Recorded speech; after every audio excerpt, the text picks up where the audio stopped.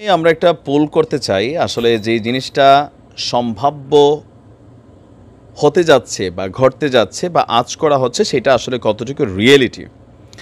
ধরেন আওয়ামী লীগ তো মাঠে নাই, এখন বিএনপি এবং জামায়াত ইসলাম মিনস হচ্ছে এটার সাথে হেফাজত ইসলাম আছে, এটার সাথে আপনার চরমোনাই টিম আছে, তারা রাইট নাও একটা টিম।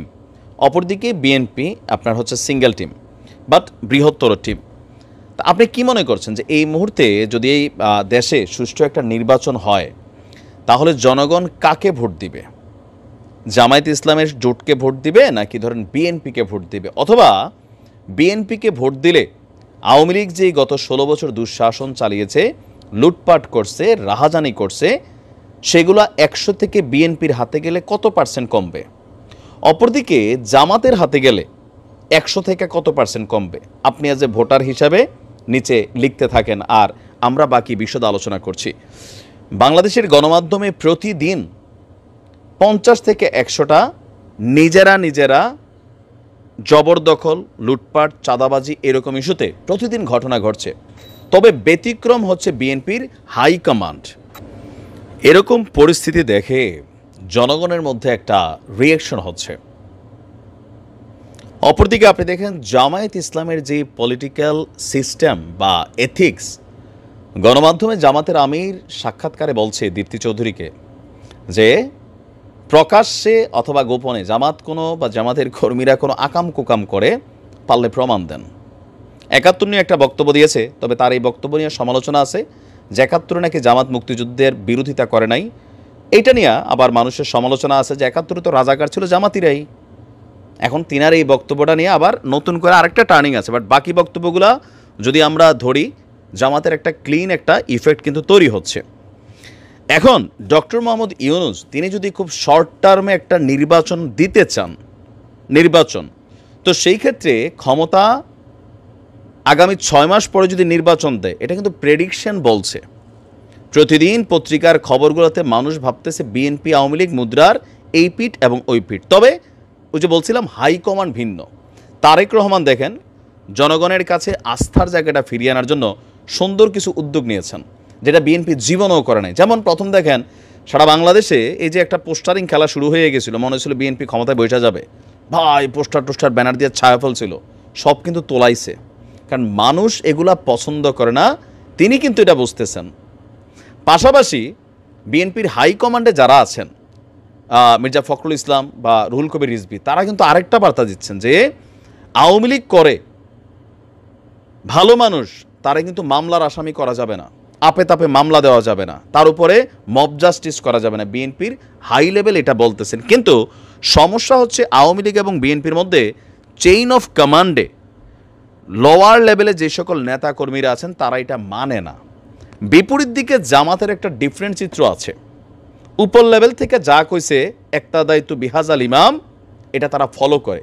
আর এই কারণে জামাতের রাজনীতিতে কন্ট্রোলিং ইস্যুটা খুবই শক্ত। এছাড়াও নর্মালি চাঁদাবাজি, লুটপাট, ইফটিজিং, ওই জিবি স্ট্যান্ডের টাকা তোলা, বালুরঘাট দখল করা, জামাত আসলে এই লেভেলে কখনোই আপনার ধরেন আমি দেখি নাই। ব্যক্তি জীবনের রাজনীতি যখন করছি, তারা আবার খেলে ধরেন উপর লেভেলে, ওই খেলাতে আবার আমার আপনার যাওয়ার সুযোগ নাই। তারা সিস্টেমে খেলে, ব্যবসা বাণিজ্য বড় করে, নানান ধরনের সহযোগিতা প্রশাসন থেকে নেয়, জায়গা জমির আবার সিন্ডিকেটও করে। জামাতে যখন ছিল সর্বশেষ বিএনপি জামাত ক্ষমতায়, তখন জায়গার দাম জামাত কিন্তু একটা হিউজ বাড়াই ফেলছিল। কেমনে? একটা এলাকাতে গিয়ে তাদের কাছে পয়সা আছে, মাইলের পর মাইল ক্ষেত কিনা ফেলতেছে, ওইখানে তারা হালাল হইতে বিজনেস করতেছে, বাট জায়গার দাম বাড়াইছিল। তারা অন্য সিস্টেমে খেলে, কিন্তু বিএনপি আওয়ামী লীগ সরাসরি পাবলিকের পকেট কাটে। এটা 5 to 10% কর্মী আমরা কিন্তু আসি প্রত্যেক দলেই, এই কাজগুলো আমরা করি।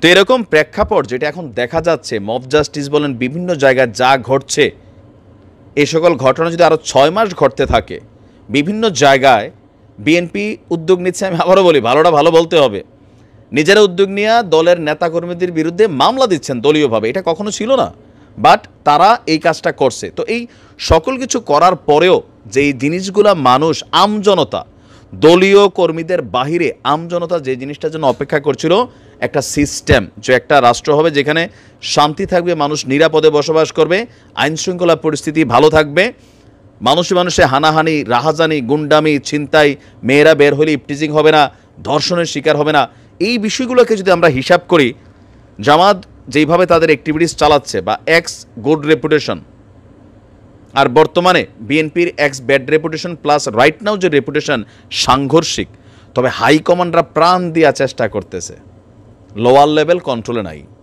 তো এরকম যদি হয়, ডক্টর ইউনূসকে যদি একটা সিদ্ধান্ত নিতে হয় যে চট করে একটা ইলেকশন দিতে হবে অথবা সামহাও একটা সেফ এক্সিট নিতে হবে, অনেকে যারা বলছেন যে তিনি এটা করবেন, পালাই যাবেন, এসে যেটাই হোক নির্বাচন হইলেও আমার দৃষ্টিতে এইভাবে চললে আর কি, বিএনপি মাসাল্লাহ যেইভাবে আগাই যাচ্ছে নেগেটিভলি আর কি, একদম 5% নেতাকর্মী তারা পুরো দলটার বদনাম করে দিচ্ছে, তাহলে মানুষ ভাববে দিলাম তো আওয়ামী লীগ রে, বিএনপি রে, জামাতরে এককভাবে একবার দিয়া দেখি।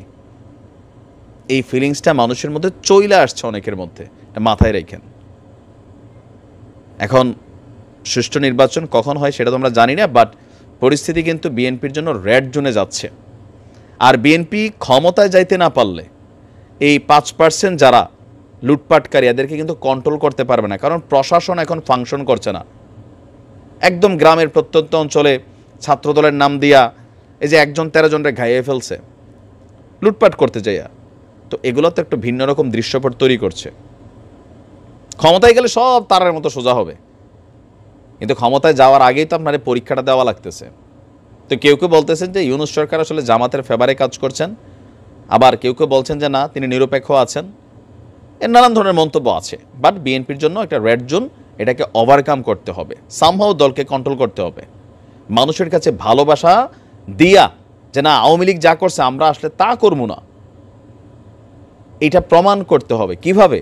এই যে একটা পরীক্ষার আগের যে সময়টা প্রিপারেশন, হ্যাঁ, টেস্ট পরীক্ষা হয়ে গেছে, ফাইনাল পরীক্ষার আগের যে সময়টা থাকে একজন ছাত্রের জন্য, যে পরীক্ষার প্রস্তুতি, বিএনপির জন্য এই প্রস্তুতির কাজ দরকার। হাইকমান্ড করছে কিন্তু লো লেভেলে এটা হচ্ছে না। দেখা যাক কি হয়। তো প্রেডিকশনে নিশ্চয়ই আপনারা লিখছেন যে কে পাস করবে। ভালো থাকুন।